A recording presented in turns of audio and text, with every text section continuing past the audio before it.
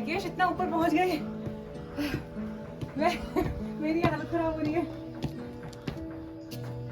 यहाँ पे हनुमान टेम्पल है, हनुमान जी का। हनुमान जी जब संजीवनी लेने गए थे द्रोणागिरी, हाँ। तो यहीं पे उन्होंने रेस्ट करा था। अच्छा, रेस्टिंग पॉइंट। हाँ, द्रोणागिरी भी यहीं है ना, वहाँ पे लोग आज भी हनुमान जी को लेकर। जो रोपवे है वो रोपवे इसी एरिया से जा रहा है, हालांकि अभी बंद है। है कि यहाँ पे यार जोशीमठ में थोड़ा प्रभाव पड़ रहा है कुछ कह के, तो मतलब अभी जो 5 दिन पहले से टूरिस्ट काफ़ी कम हो चुका है। यही वो स्पॉट है जहाँ पर फेमस गुप्ता परिवार की शादी हुई थी, 200 करोड़ वाली वीवीआईपी शादी।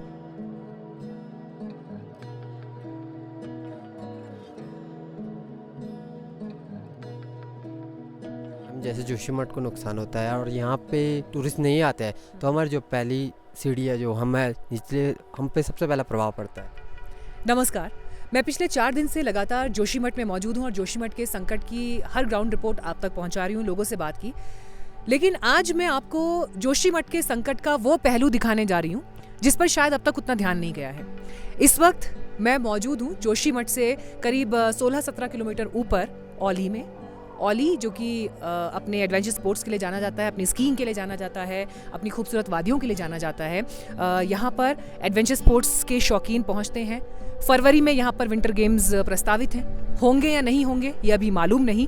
लेकिन इन सब से अलग औली की ये ज़मीन और यहाँ पर जिस तरह से लोग काम करते हैं, जिस तरह से यहाँ पर टूरिस्ट एक्टिविटीज़ होती हैं, ये सब कुछ मिलकर जोशीमठ के लिए लाइफ लाइन क्रिएट करते हैं, जोशीमठ को ऑक्सीजन देते हैं। क्योंकि जोशीमठ के जो वासी हैं वो यहाँ पर आकर काम करते हैं और ये उनके रोज़गार के लिए एक केंद्र है। इस वक्त आपकी नज़र यहाँ पर जितने हिस्से में भी जाएगी, ये सारा कंस्ट्रक्शन जो है 2011 के दौरान औली में हुआ था। और 2011 में जब यहाँ पर साउथ एशियन गेम्स हुए उस दौरान ये सब चीज़ें यहाँ पर बनी, चाहे वो स्लोप जिस पर स्कीइंग होती है, इसके अलावा जो आर्टिफिशियल लेक का हिस्सा मैं अभी आपको आगे दिखाऊंगी उसे भी उसी दौरान बनाया गया। और उसके बाद से लगातार लोग यहाँ पहुँच रहे हैं। टूरिज़्म कैसे यहाँ पर बढ़ता चला गया, कुछ नंबर्स देखिए। साल 2017 में यहाँ पर 85,000 टूरिस्ट आए और ये नंबर अगले एक साल यानी 2018 में बढ़ के 1.5 लाख हो गया। 2019 में ये आंकड़ा बढ़कर 2,84,000 हो गया। इनफैक्ट जो कोविड के 2 साल थे जब पूरी दुनिया बंद थी, उस समय भी यहाँ पर टूरिस्ट पहुँचे हैं और वो नंबर भी अगर बात करें 2020-21 वाले समय की, तो 1,27,000 तक का वो नंबर भी रहा। बड़ी संख्या में टूरिस्ट यहाँ क्यों पहुँचते हैं? क्योंकि यहाँ पर स्नोफॉल होता है, उस स्नोफॉल को देखने के लिए लोग यहाँ पर पहुँचते हैं और कई ऐसी एडवेंचरस एक्टिविटीज़ हैं जो हिमालयन रेंज में लोग करने के लिए पहुँचते हैं, लेकिन औली उसमें टॉप नंबर पर है। अगर आप ये पीछे जो हिस्सा देख रहे हैं हेलीपैड का, इसी हिस्से में फेमस गुप्ता परिवार की शादी भी हुई थी, 200 करोड़ वाली शादी अगर आपको याद हो। तो देखिए ये सारी वो चीज़ें हैं जिस पर लोग दबी ज़बान से ज़रूर कहते हैं कि जिस तरह से ये कंस्ट्रक्शन अंधाधुंध हुए हैं जोशीमठ से लेकर औली तक, इन सब चीज़ों ने इस क्षेत्र को प्रभावित किया है। इससे अलग आप ये भी देखिए कि अब फरवरी में जब विंटर गेम्स होने हैं तो उस दौरान भी यहाँ पर बड़ी संख्या में लोग आएंगे, लेकिन जोशीमठ की स्थिति को देखते हुए अब वो होगा या नहीं होगा, इस पर प्रश्न चिन्ह इस वक्त बना हुआ है। मैं जिस दौरान इस पूरे हिस्से को देख रही हूँ, मुझे दिखाई दे रहा है कि यहाँ पर लोग नौकरी के लिए, रोज़गार के लिए घोड़ा खच्चर चलाते हैं, छोटी छोटी चाय की दुकानें हैं, मैगी पॉइंट्स हैं, खाने के छोटे छोटे प्लेसेस हैं, वो सब चीज़ें तो हैं ही। लेकिन अब मैं आपको आगे बढ़ते हुए एक ऐसा हिस्सा इस वक्त दिखाना चाहूँगी जो ये बताता है कि जोशीमठ पर अगर कुछ भी होता है तो उसका इम्पैक्ट सिर्फ जोशीमठ तक सीमित नहीं रहना है, उसके दूरगामी परिणाम होने हैं। अब आप यहाँ से ठीक सामने देखिए, ये जो पहाड़ियाँ आप इस वक्त देख रहे हैं, यहाँ पर आर्मी बसी हुई है, क्योंकि इन पहाड़ों के पीछे भारत तिब्बत बॉर्डर है और जो आखिरी गांव है नीति गांव, वो भी इन पहाड़ियों के पीछे ही है। और ये वही पहाड़ियाँ हैं जहाँ पर 1 दिसंबर को भारत और अमेरिका की जॉइंट मिलिट्री एक्सरसाइज हुई थी। और ये वो जॉइंट मिलिट्री एक्सरसाइज थी जिसने चीन को इस कदर भड़काया और इस तरह से चीन बौखलाया कि उसके बाद तवांग में 9 दिसंबर को जो इनकर्जन हुआ, टकराव की स्थिति पैदा हुई, वो इसी का नतीजा एक्सपर्ट्स भी बताते हैं। आर्मी जब इन क्षेत्रों में बसी हुई है और अगर जोशीमठ को नुकसान होता है, औली प्रभावित होता है, तो ये इम्पैक्ट कितने दूर तक जाएंगे, शायद इन इम्पैक्ट्स के बारे में लोगों ने सोचा नहीं। और इसीलिए अगर आज भी हिमालयन रेंज को बचाया नहीं गया तो ये संकट कितनी लेयर्स में जाएगा, शायद इसे डॉक्यूमेंट कर पाना भी बहुत कठिन होगा। मैं आप लोगों के बीच जा रही हूँ, उनकी बातें आप तक पहुँचाऊँगी। वो इस वक्त क्या महसूस कर रहे हैं, जो लोग यहाँ काम करने आते हैं उनके अनुभव क्या हैं, उनकी पीड़ाएं क्या हैं। तो ये जानने के लिए आइए अब इस वक्त सीधे लोगों के बीच पहुँचते हैं।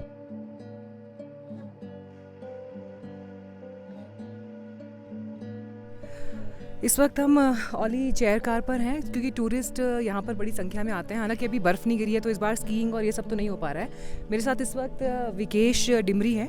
विकेश यहाँ पर सोशल लाइफ में भी काफ़ी एक्टिव है जोशीमठ में।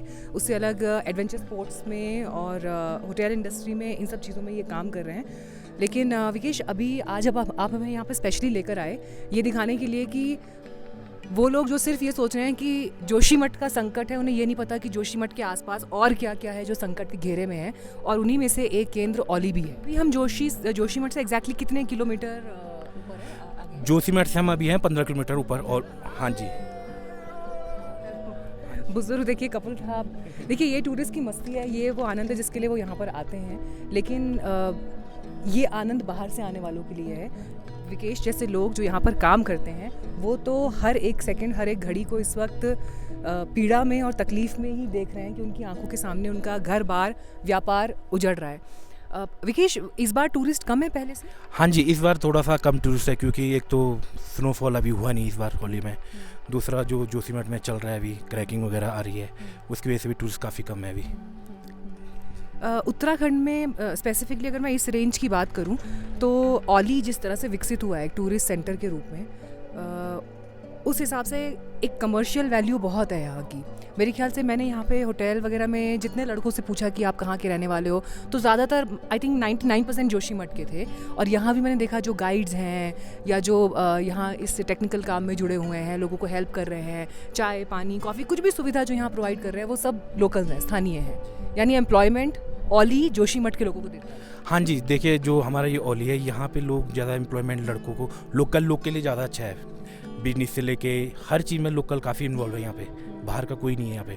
इसलिए हमारा व्यवसाय ही यहाँ टूरिज्म पे अटका हुआ है, इसी से हमारा व्यवसाय चलता है, बिजनेस वगैरह यही इसी से चलता है, टूरिज्म से। अच्छा, बहुत सारे लोगों को ये लग रहा होगा कि जोशीमठ को नुकसान होता है तो ओली पर क्या असर पड़ेगा, ये सवाल है। आप लोगों की भी तो यहाँ पर आपस में बात हो रही है या आप भी लगातार जो मीटिंग्स हो रही हैं उनका हिस्सा हैं, इम्पैक्ट होगा ओली पर, क्या मानकर चलें? जिस स्पीड से अभी 4-5 दिन से जोशीमठ में क्रैकिंग हुआ है, अगर ऐसी रहा तो शायद ओली भी बहुत जल्दी इसकी जड़ में आ सकता है। ये जो क्रैकिंग वगैरह हो रही है तो प्रॉब्लम तो है ही अभी। और एक चीज़ और, ये जिस चेयर पर अभी हम बैठे हैं ये यहाँ पर जब से चल रहा है, अभी मैं देख रही हूँ कि इसके लिए बहुत लोग आ रहे हैं यहाँ पर, और यहाँ से पूरे ओली का जो है नज़ारा भी और पूरा जो माउंटेन रेंज है वो इस वक्त आसपास दिखाई दे रही है। अगर आप थोड़ा सा इस एरिया के बारे में ज़रा हमको बताएं। जी देखिए, सबसे पहले तो जो हमारा ये स्लोप सब दिख रहा है आपको, ये इंडिया का सबसे नंबर 1 स्लोप है। इंटरनेशनल यहाँ पे साउथ एशियन गेम भी हुए थे।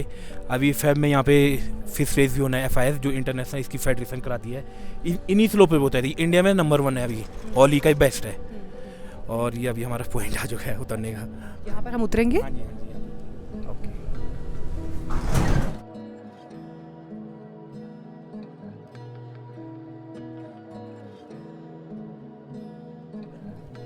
आप लोग इधर ही काम कर रहे हैं? हाँ मैम, आप इधर रहते भी इधर ही हैं या वापस नीचे गाँव जाते हैं? नहीं, हम 1-2 मंथ में जाते हैं, जैसे 15 दिन 2 हफ्ते के बाद हम नीचे आते हैं। आपका गाँव का है? यहाँ सलोडूंगरा में पड़ता है हमारा गाँव। यहाँ पे हमारी छानी है, हाँ। तो हम यहीं पे हॉर्स का काम, ट्यूब का काम, स्कीइंग, कैंपिंग ऐसा काम करते हैं। आप भी इधर ही काम करते जी हैं? मैम, हम अभी भी रुकिएगा। काम करते हैं। हाँ। हमारा गांव भी सलू ढूंढना पड़ता है। हाँ। अभी के टाइम पे यहाँ पे टूरिस्ट का अभी बर्फ़ है नहीं तो टूरिस्ट का घोड़े के काम करते हैं।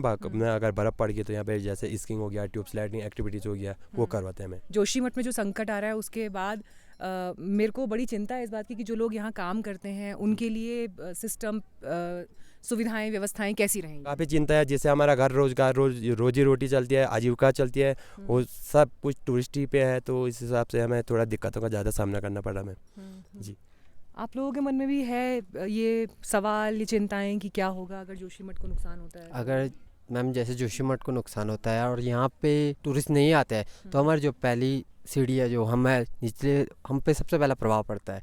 उसके बाद जो आगे बढ़ते हैं सब पे प्रभाव पड़ता रहेगा। तो हम चाहते हैं जोशीमठ को या तो गवर्नमेंट कहीं उनका व्यवस्था कर दे और हमारे यहाँ पे टूरिज़्म आते रहे, जल्दी से जल्दी जो फैसला है वो हो जाए।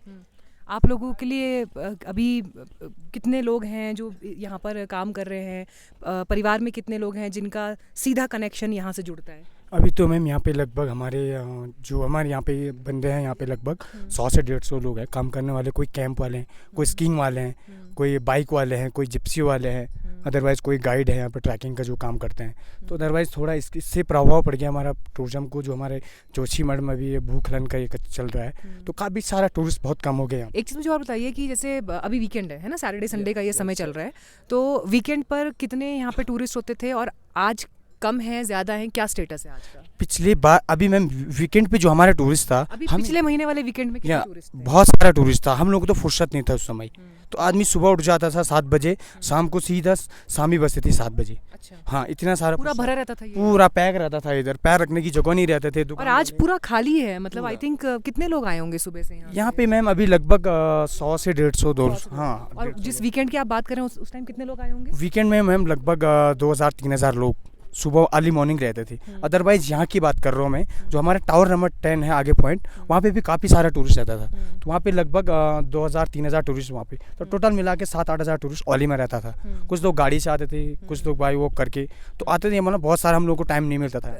पहाड़ के लोग कितने सरल और स्पष्ट होते हैं। आपका नाम क्या है? सुमित चौहान में मैं। सुमित चौहान जी की बात से देखिए ये साफ हो रहा है, वो ये कह रहे हैं कि हम चाहते हैं लोगों के लिए व्यवस्था हो, लेकिन अगर टूरिज़्म बंद होगा, यहाँ पे लोग नहीं पहुँच पाएंगे, तो देखिए इसी आपदा का, इसी विपदा का दूसरा पहलू ये है कि ये सारे परिवार जिनकी रोज़ी रोटी इस जगह से चलती है, उनका क्या होगा? ये सोचने वालों को सोचना ज़रूर चाहिए। आगे चल रही हूँ, कुछ टूरिस्ट से बात करती हूँ। बहुत धन्यवाद आपका। ये सारे टूरिस्ट ही हैं ना, इधर चल इनसे बात करते हैं। सब टूरिस्ट के लिए यहाँ पर आकर्षण के कई केंद्र हैं, फोटोग्राफी से लेकर पहाड़ों को निहारना, यहाँ की खूबसूरती का आनंद लेना, ये सब कुछ इस वक्त चल रहा है। कुछ लोगों से बात करने की कोशिश करती हूँ। हेलो सर, आप कहाँ से आए हैं? मैं नीचे श्रीनगर से। अच्छा, तो आप उत्तराखंड से ही हैं या? मैं चंडीगढ़ से हूँ। आप चंडीगढ़ से हैं, तो आप चंडीगढ़ से उत्तराखंड आए हैं? हाँ जी, हाँ जी। ओके, आप लोगों को पता है जोशीमठ में इस वक्त किस तरह का अभी आए हैं, मतलब वो देखने आए हैं, अभी पता लगा था। आप वही देखने के लिए आए हैं? मतलब कि ये ऐसी खबर कम ही मिलती है सुनने को कि धस रहा है ये रोड वगैरह। आप आगे जाएंगे, मैं जाके आया था जोशीमठ उधर बद्रीनाथ, तो रोड वगैरह। आप जर्नलिस्ट तो नहीं है? नहीं, बिल्कुल। ऐसा मुझे लगा जर्नलिस्ट ने तो शायद इसलिए देखना है, मतलब एक्चुअली मेरे लिए सरप्राइज है कि कोई चंडीगढ़ से ये देखने के लिए आया कि यहाँ पर क्या हो रहा है। Hats off to you. मतलब एक ऐसा वक्त जब जोशीमठ के लोगों ने अकेला छोड़ दिया है, कोई उनके बारे में बात नहीं कर रहा है, तो ऐसे में आप हैं। आपका नाम क्या है सर? दुष्यंत सिंह यादव। दुष्यंत जी हैं जो चंडीगढ़ से आए हैं सिर्फ ये देखने के लिए कि यहाँ पर क्या हो रहा है। प्रॉब्लम तो है, कुछ डेवलपमेंट की वजह से है और कुछ क्लाइमेटिक कंडीशन है, सुधारा तो नहीं जा सकता फिलहाल तो।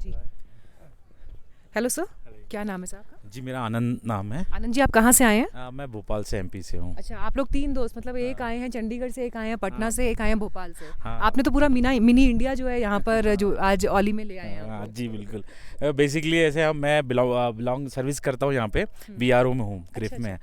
तो कुछ फ्रेंड्स सर्कल में है, तो पता चला था कि जोशीमठ में ऐसा हो रहा है थोड़ा सा। हालांकि न्यूज़ के थ्रू ही पता चला था। अभी हम लोग का जो यूनिट है वो गोचर में है। उन्होंने चलो फ्रेंड्स भी आए, देख लेंगे क्या स्थिति है क्या।